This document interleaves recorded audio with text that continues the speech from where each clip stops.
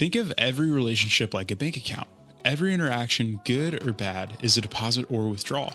Over time, these add up to what I call your relational bank account with each person. So, how's your balance looking? Are you building trust or are you in the red? When you first hear about the relationship bank account, you tend to be skeptical.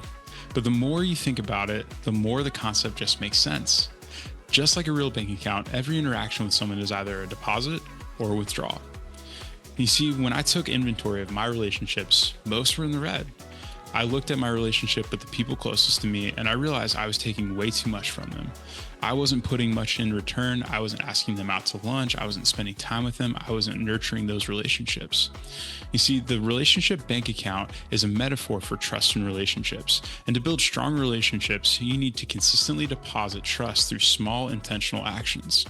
Leaders must prioritize making positive deposits, acts that build trust, such as keeping promises, showing empathy, and offering support. And avoid withdrawals like broken promises or inconsistencies that deplete the account. So you might be asking yourself, what constitutes a deposit? See, a deposit in a relationship bank account is any action that builds trust and strengthens the connection. It can be something as small as a compliment, fulfilling a promise, or even simply listening. Some examples of these could be remembering the names of your employees' kids, taking time to listen to concerns from a team member, or even just buying someone a coffee when you recognize they're having a rough day. Simple, consistent actions like these show that you care about your team as individuals, which builds rapport and strengthens your trust over time. Now, what happens when you make that withdrawal? What does that impact look like? Withdrawals happen when trust is broken or when leadership is inconsistent.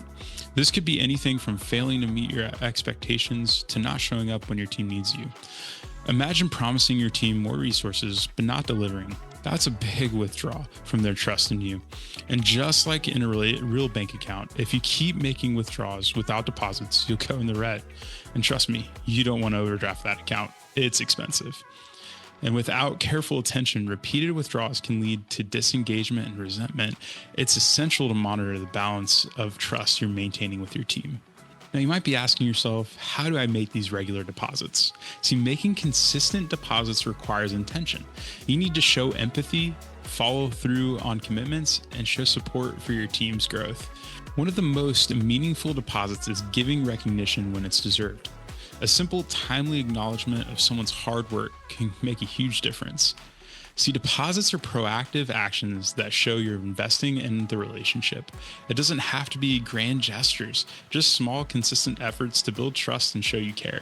So my challenge to you guys this week is to take a look at your relationship bank account with your team. Are you making more deposits or withdrawals? Focus on making one meaningful deposit, whether it's a thank you, a conversation, or simply showing up when needed. See, leadership is about relationships, and relationships are built on trust. Think of each interaction as a chance to deposit or withdraw from that trust. When you consistently deposit into your team's bank account, you create a culture of loyalty and respect. So, what's one deposit you've made recently with your team? Please share it in the comments below. And if you found today's episode helpful, don't forget to like, subscribe, and hit the bell so you don't miss out on next week's episode, where we'll talk about the wake you leave behind.